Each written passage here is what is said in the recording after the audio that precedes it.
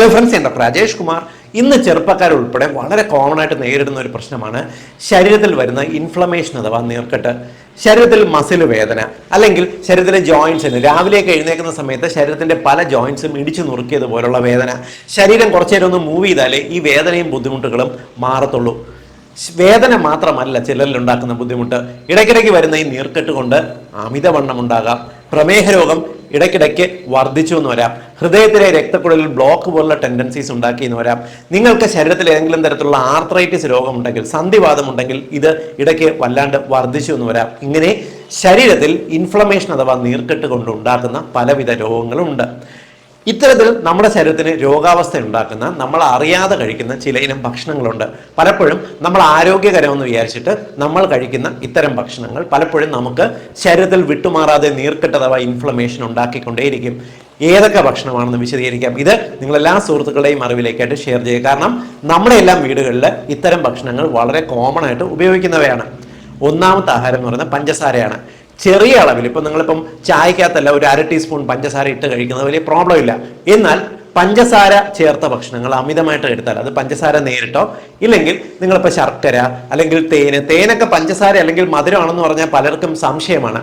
തേനിനകത്ത് ഉയർന്ന അളവിലുള്ളത് ഫ്രക്ടോസ് എന്ന് പറയുന്ന ഷുഗറാണ്. ഫ്രക്ടോസും അമിതമായിട്ട് ചെന്നാൽ ശരീരത്തിനകത്ത് ഈ നീർക്കെട്ടുണ്ടാക്കും. ഫ്രക്ടോസ് അമിതമായിട്ടുള്ളത് ജ്യൂസുകൾക്കകത്ത് ഹൈ ഫ്രക്ടോസ് കോൺ സിറപ്പ് എന്ന് വിളിക്കുന്ന ഇന്നത്തെ ബേക്കറികൾ കിട്ടുന്ന എല്ലാവിധ മധുര പലഹാരങ്ങൾക്കകത്തും കോളകൾക്കകത്തും എല്ലാമുള്ള മധുരം എന്ന് പറയുന്നത് ഇത്തരത്തിൽ ഹൈ ഫ്രക്ടോസ് കോൺ സിറപ്പാണ്. പഞ്ചസാര നേരിട്ടോ അല്ലെങ്കിൽ ഇത്തരത്തിലുള്ള മധുരങ്ങൾ നമ്മൾ ഉള്ളിലേക്ക് എത്തിക്കഴിഞ്ഞിരുന്നാൽ സംഭവിക്കുന്നത്, ഇത് നമ്മുടെ ശരീരത്തിനകത്തുള്ള ചില മെസ്സഞ്ചേഴ്സിനെ, പ്രത്യേകിച്ച് ഇൻഫ്ലമേറ്ററി മെസ്സഞ്ചേഴ്സിനെ പോയി ട്രിഗർ ചെയ്യും. സൈറ്റോകിൻസ് പോലുള്ള ഇത്തരത്തിൽ ഈ മെസ്സഞ്ചേഴ്സ് ട്രിഗർ ചെയ്യപ്പെട്ട് കഴിഞ്ഞാൽ നിങ്ങൾക്ക് ഓൾറെഡി ഒരു ഇൻഫ്ലമേഷൻ അല്ലെങ്കിൽ നീർക്കെട്ട് ടെൻഡൻസി ഉള്ളവർക്ക് പല ഭാഗത്തും വേദന വരാം, ഷുഗർ വർദ്ധിക്കാം, വെയിറ്റ് ഗ്രാജുവലി ഡെയിലി ഒരു 1/2 കിലോ 3/4 കിലോ വെച്ച് വർദ്ധിച്ചു എന്ന് വരാം. ഇനി രണ്ടാമത്തെ ഭക്ഷണം എന്ന് പറയുന്നത് സാച്ചുറേറ്റഡ് ഫാറ്റ് ആണ്. നമ്മുടെ ശരീരത്തിന്റെ ഊർജ്ജോൽപാദനത്തിന് സാച്ചുറേറ്റഡ് ഫാറ്റ് ആവശ്യമാണ്. നമ്മുടെ ഭക്ഷണത്തിനകത്തെല്ലാം ഉള്ള കൊഴുപ്പ് നേരിയ അളവിൽ നമ്മുടെ ശരീരത്തിൽ ഊർജ്ജോൽപാദനത്തിന് വേണ്ടി ഉപയോഗിക്കാറുമുണ്ട്. എന്നാൽ അമിതമായിട്ടുള്ള അളവിൽ നമ്മൾ ഈ സാച്ചുറേറ്റഡ് ഫാറ്റ് ഉപയോഗിച്ച് കഴിഞ്ഞു, ഉദാഹരണത്തിന് നമ്മൾ എണ്ണകൾ അമിതമായിട്ട് ഉപയോഗിച്ചാൽ, ചെറിയൊരളവ് പ്രോബ്ലം ഇല്ല, അമിതമായിട്ട് കഴിച്ചാലോ മൃഗക്കൊഴുപ്പ്, പ്രത്യേകിച്ച് ബീഫ്, പോർക്ക് എന്നിവയുടെ എല്ലാം കൊഴുപ്പ്, ആ ഫാറ്റ് നമ്മൾ അമിതമായിട്ട് ഉള്ളിലേക്ക് എത്തിയാലോ, ഇല്ലെങ്കിൽ നമ്മളിപ്പോൾ വാങ്ങുന്ന ബേക്ക് ചെയ്തിട്ടുള്ള ഭക്ഷണങ്ങൾ, പിസ്സ, ബർഗേഴ്സ്, ഇതിനകത്തെല്ലാം ഉയർന്ന അളവിൽ സാച്ചുറേറ്റഡ് ഫാറ്റ് ഉണ്ട്. ഈ സാച്ചുറേറ്റഡ് ഫാറ്റ് നമ്മുടെ ഉള്ളിലേക്ക് ഉയർന്ന അളവിലെത്തിയാൽ ഇത് നമ്മുടെ ശരീരത്തിനകത്ത് ഒരു ബാക്ടീരിയൽ ടോക്സിന്റെ ഒരു മിമിക്കിങ്, അതായത് ബാക്ടീരിയൽ ടോക്സിനെ നമ്മുടെ ശരീരം എങ്ങനെയാണോ തിരിച്ചറിയുന്നത് അതുപോലെ ശരീരം അതിനോട് പ്രവർത്തിക്കാൻ തുടങ്ങും. ശരീരത്തിനകത്ത് ഇൻഫ്ലമേഷൻ അഥവാ നീർക്കെട്ട് വല്ലാണ്ട് വർദ്ധിച്ചു എന്ന് വരാം.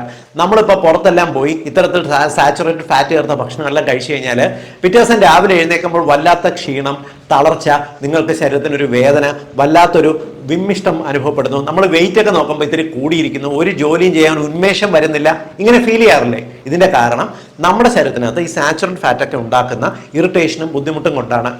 മൂന്നാമത്തത് ട്രാൻസ്ഫാറ്റ് ആണ്. ട്രാൻസ്ഫാറ്റ് എന്ന് പറയുന്നത് നമ്മുടെ ബേക്കറികളിലും ഹോട്ടലുകളിലും എല്ലാം തന്നെ കൊഴുപ്പിന് വേണ്ടി ചേർക്കുന്നതാണ്. എന്താണ് നമ്മുടെ സാധാരണ എണ്ണയും ട്രാൻസ്ഫാറ്റും തമ്മിലുള്ള വ്യത്യാസം എന്ന് പറഞ്ഞാൽ, ട്രാൻസ്ഫാറ്റ് സൂക്ഷിച്ചു വയ്ക്കാൻ എളുപ്പമാണ്. നമ്മുടെ സാധാരണ വെജിറ്റബിൾ ഓയിലിനകത്തെല്ലാം ആർട്ടിഫിഷ്യലി ഹൈഡ്രജനേഷൻ ചെയ്ത് കഴിയുമ്പോൾ ഈ ഓയിൽ കട്ടിയാവും. നമ്മുടെ സാധാരണ ടെമ്പറേച്ചറിൽ ഇവ കട്ടിയായിട്ടിരിക്കും. നമുക്ക് എത്ര നാൾ വേണോ സൂക്ഷിച്ചു വയ്ക്കാം, വേറെ ഒരു പ്രശ്നമില്ല, കൊണ്ട് നടക്കാൻ എളുപ്പമാണ്. മാത്രമല്ല ഈ ട്രാൻസ്ഫാറ്റ് ചേർത്തിട്ടുള്ള ഭക്ഷണങ്ങൾ നമുക്ക് വളരെ രുചികരവുമാണ്, കഴിക്കാൻ വളരെ മുരുമുര, വളരെ ക്രിസ്പി ആയിട്ടിരിക്കുകയും ചെയ്യും, നമുക്ക് രുചികരമായിട്ട് കഴിക്കാനും പറ്റും. ഉദാഹരണം പറയാം, കഴിഞ്ഞ ദിവസം ഞാൻ ഒരു വെജിറ്റേറിയൻ ഹോട്ടലിൽ നെയ് റോസ്റ്റ്, കുട്ടികൾക്ക് നെയ് റോസ്റ്റ് ഇഷ്ടമായതുകൊണ്ട് നെയ് റോസ്റ്റ് പാഴ്സൽ വാങ്ങാൻ പോയി. അവിടെ ചെന്നപ്പോൾ പാഴ്സൽ കൗണ്ടറിന്റെ തൊട്ടടുത്തുള്ള റാക്കിനകത്ത് നിറയെ അടുക്കി വെച്ചിരിക്കുകയാണ് ട്രാൻസ്ഫാറ്റിന്റെ പാക്കറ്റുകൾ. ഏകദേശം ഒരു 100ന് മുകളിൽ പാക്കറ്റുകളുണ്ട്. കാരണം അത്രയും അവിടെ ചിലവുണ്ട്. ഇവിടെ എല്ലാം ഉപയോഗിക്കുന്ന എല്ലാവിധ ദോശകൾക്കും വരെ ഇവരെ എണ്ണയ്ക്ക് പകരം ചേർക്കുന്ന ട്രാൻസ്ഫാറ്റ് ആണ്.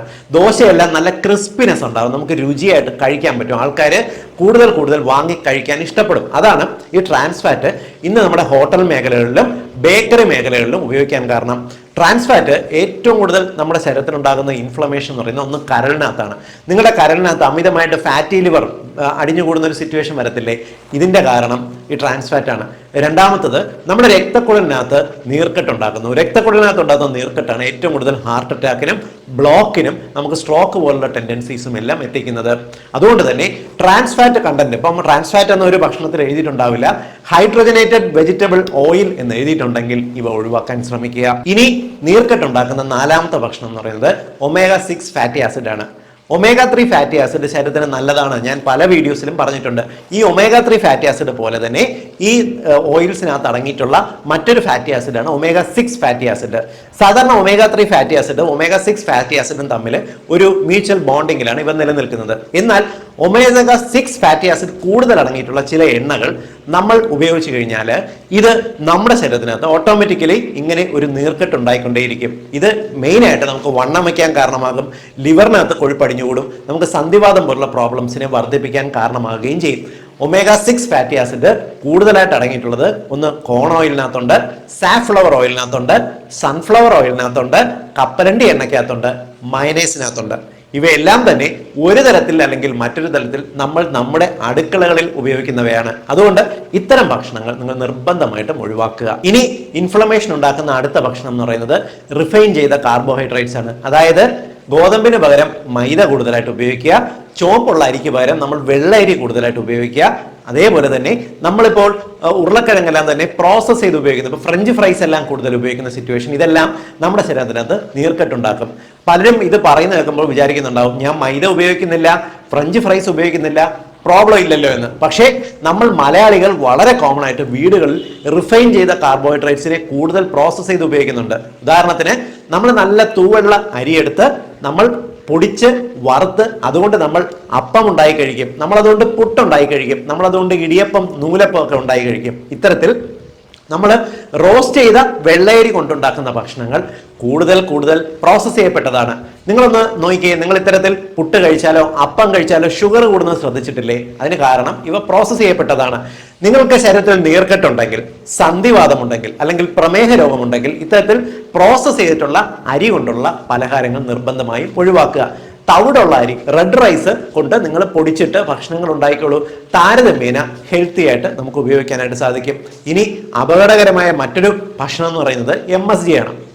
മോണോസോഡിയം ഗ്ലൂട്ടാമേറ്റ് എന്ന് വിളിക്കുന്ന, നമ്മൾ കോമൺ ആയിട്ട് അജിനോമോട്ടോ എന്ന് വിളിക്കുന്ന ഒരിനം ഉപ്പ് നമ്മൾ ഇന്ന് വീട്ടിൽ വാങ്ങുന്ന സോസുകൾക്കകത്ത്, ഇപ്പം സോയാ സോസ് ഇല്ലെങ്കിൽ ടൊമാറ്റോ കെച്ചപ്പ്, ഇതിനകത്തെല്ലാം ഉയർന്ന അളവിലുള്ളത് ഈ ഉപ്പാണ്. അജിനോമോട്ടോ ചേർത്തിട്ടുള്ള ഭക്ഷണങ്ങൾ നമ്മൾ പതിവായിട്ട് കഴിച്ചു കഴിഞ്ഞാൽ, പ്രത്യേകിച്ച് നമ്മൾ ചൈനീസ് ഡിഷസ് കൂടുതലായിട്ട് നമ്മുടെ നാട്ടിൽ കഴിക്കുമ്പോൾ ഇതിനകത്ത് ചേർക്കുന്നതെല്ലാം ഇത്തരത്തിൽ MSG ആണ്. MSG ഇല്ലെങ്കിൽ ഇവയ്ക്കൊന്നും ആ ഒരു രുചി നമുക്ക് കിട്ടത്തുമില്ല. ഇവ പതിവായിട്ട് കഴിക്കുന്നത് നമ്മുടെ ശരീരത്തിനകത്ത്, പ്രത്യേകിച്ച് കരളിനകത്ത് നീർക്കെട്ടിന്റെ ടെൻഡൻസി ഉണ്ടാക്കുകയും നിങ്ങൾ അമിതവണ്ണം പോലുള്ള ഇറിറ്റേഷൻസ്, ബുദ്ധിമുട്ടുകളും ഉണ്ടാകുകയും ചെയ്യും. ഇനി അടുത്ത ഭക്ഷണം, നീർക്കെട്ടുണ്ടാക്കുന്ന ഭക്ഷണം എന്ന് പറയുന്നത് ഗ്ലൂട്ടനാണ്. ഗ്ലൂട്ടൻ എന്ന് പറയുന്നത് നമ്മുടെ ഗോതമ്പിനകത്തും ബാർലിക്കകത്തും എല്ലാം ഉള്ള പ്രോട്ടീൻ ഘടകമാണ്. എല്ലാവർക്കും ഈ ഗ്ലൂട്ടൻ അലർജി ഉണ്ടാക്കാറില്ല. എന്നാൽ നിങ്ങളുടെ ശരീരത്തിൽ സിലിയാക് ഡിസീസ്, അതായത് നിങ്ങളുടെ ശരീരത്തിൽ അലർജി ടെൻഡൻസി ഉള്ള ആൾക്കാരുണ്ടെങ്കിൽ, അല്ലെങ്കിൽ കുടലിനകത്ത് ഇടയ്ക്കിടയ്ക്ക് നീർക്കെട്ട് ടെൻഡൻസി വരുന്നവരാണെങ്കിൽ നിങ്ങൾക്ക് ഈ ഗ്ലൂട്ടൻ അലർജി ഉണ്ടാക്കാൻ സാധ്യതയുണ്ട്. അതേപോലെ തന്നെ പാലിന്റെ പ്രോട്ടീൻ ഘടകമായിട്ടുള്ള കേസിൻ നിങ്ങൾക്ക് ചിലർക്ക് അലർജി ഉണ്ടാക്കാൻ സാധ്യതയുണ്ട്. അതുകൊണ്ട് തന്നെ നിങ്ങൾക്കിപ്പോൾ ഗോതമ്പ് കഴിക്കുമ്പോൾ അമിതമായിട്ട് വയറിന് ഡിസ്കംഫേർട്ട് വരുന്നു, അല്ലെങ്കിൽ പാല് കുടിക്കുമ്പോൾ ഗ്യാസ് ശല്യം വരുന്നു എന്നുണ്ടെങ്കിൽ മനസ്സിലാക്കുക, നിങ്ങൾക്ക് ഇത്തരം ഭക്ഷണങ്ങൾ നിങ്ങൾക്ക് അലർജിയാണ്. അലർജി ആയിട്ടുള്ള ഭക്ഷണങ്ങൾ നിങ്ങൾ എടുത്തു കഴിഞ്ഞാൽ നിങ്ങൾക്ക് വരുന്ന പ്രോബ്ലം ഒന്ന് തൈറോയിഡൈറ്റിസ് ഉണ്ടാകാം, തുമ്മലും ജലദോഷവും വിട്ടുമാറാതെ വന്നു എന്ന് വരാം. പലപ്പോഴും ഗോതമ്പും പാലും കഴിച്ചു കഴിഞ്ഞാൽ പെട്ടെന്ന് കൊണ്ട് വണ്ണം വയ്ക്കുന്ന കണ്ടിട്ടില്ലേ? അതിന് കാരണവും നിങ്ങൾക്ക് ഇത്തരം ഭക്ഷണങ്ങൾ നീർക്കെട്ട് അഥവാ ഇൻഫ്ലമേഷൻ ഉണ്ടാക്കുന്നുണ്ടാണ്. ഇനി ശരീരത്തിൽ നീർക്കെട്ടുണ്ടാക്കുന്ന അടുത്ത ഭക്ഷണം എന്ന് പറയുന്നത് അസ്പാർട്ടൈം ആണ്. അസ്പാർട്ടൈം എന്ന് പറഞ്ഞാൽ പഞ്ചസാരയ്ക്ക് പകരമായിട്ട് ഭക്ഷ്യവസ്തുക്കൾക്ക് മധുരമായിട്ട് ചേർക്കാൻ ഉപയോഗിക്കുന്ന കൃത്രിമ മധുര പദാർത്ഥമാണ്. ഇത് കേൾക്കുമ്പോൾ പലരും വിചാരിക്കുന്നുണ്ടാവും, ഞാൻ കൃത്രിമ മധുര പലഹാരം അല്ലെങ്കിൽ അസ്പാർട്ടൈം ഒന്നും കഴിക്കാറില്ലല്ലോ എന്ന്. എന്നാൽ മനസ്സിലാക്കുക, നിങ്ങൾ വീട്ടിൽ കഴിക്കുന്ന പല മധുര പലഹാരങ്ങൾക്കകത്തും പുറത്തുനിന്ന് വാങ്ങുന്ന ബേക്കറിയിൽ നിന്നുള്ള പല ജ്യൂസുകൾക്കകത്തും എല്ലാം തന്നെ മധുരത്തിന് വേണ്ടി ചേർക്കുന്നത് പഞ്ചസാരയല്ല, അതിനേക്കാൾ ലാഭകരമായിട്ട് അസ്പാർട്ടൈമാണ് ഉപയോഗിക്കുന്നത്. ലോകമെമ്പാടും തന്നെ ഏകദേശം 4000-ന് മുകളിലുള്ള മധുര പലഹാരങ്ങളിലോ ഡ്രിങ്കുകളിലോ എല്ലാം തന്നെ അസ്പാർട്ടൈമാണ് മധുരമായിട്ട് ഉപയോഗിക്കുന്നത്.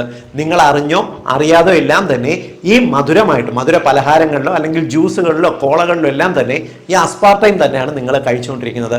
ഇത് നിങ്ങളുടെ ശരീരത്തിൽ നേരിട്ട് നിങ്ങളുടെ ജോയിൻസിന് നീർക്കെട്ട് ഉണ്ടാക്കി എന്ന് വരാം. ഇനി നീർക്കെട്ട് ഉണ്ടാക്കുന്ന അടുത്ത ഭക്ഷണം എന്ന് പറയുന്നത് മദ്യമാണ്. മദ്യം അഥവാ ബിയർ എങ്ങനെയാണ് നിങ്ങളുടെ ശരീരത്തിൽ നീർക്കെട്ട് ഉണ്ടാക്കുന്നതെന്ന് ഞാൻ പറയാതെ തന്നെ അറിയാമല്ലോ. പലരും വിചാരിക്കുന്നത് കരളിന് മാത്രമാണ് മദ്യം നീർക്കെട്ട് ഉണ്ടാക്കുന്നതെന്ന്. അല്ല, നമ്മുടെ ശരീരത്തിലെ ഓരോ അവയവങ്ങളിലും ഓരോ കോശങ്ങൾക്കകത്തും ഈ മദ്യം നീർക്കെട്ടും ബുദ്ധിമുട്ടുണ്ടാക്കുന്നുണ്ട്. രക്തക്കുഴലിനകത്ത്, നമ്മുടെ പാൻക്രിയാസിനകത്ത് പലർക്കും പതിവായിട്ട് മദ്യപിക്കുന്നവർ പ്രമേഹ രോഗിയാണെന്ന് ശ്രദ്ധിച്ചിട്ടുണ്ടോ?